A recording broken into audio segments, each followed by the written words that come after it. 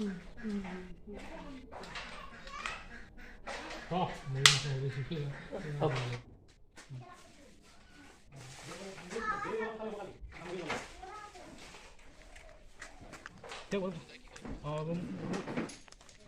বাৰু ৰাতিপুৱা